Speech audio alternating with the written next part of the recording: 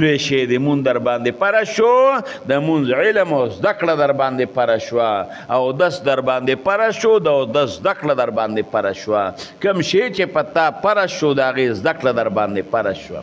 نو عمل به د الله قبلی عمل به د الله پاک قبلی چې کوم د علم په رڼا کې وشي عمل الله پاک قبلی او چې د علم په رڼا کې ونشي هغه نه قبلیږي دا مو وایه چې یاره زه علم وکم ما ته په دنیا کې پیسې میلو شي او که نه په علم الله دنیا م ورکوي دیني علم باندې الله دنیا م ورکوي او الله په آخرت هم ورکوي دنیا به میلاویږي آخرت به میلاویږي علم خو څه کوي چې علماو سره څوک ناسته پاسته کوي او د علماو په مجلس کې کښېني هغه هم الله مالدار یو ګوره دا تجربه ده چې کوم خلک علماو سره ناسته پاسته کوي هغوی له حجرو ته راځي هغوی له بیټکونو له راځي هغوی سره ناسته پاسته کوي د هغوی کاروبارونو ته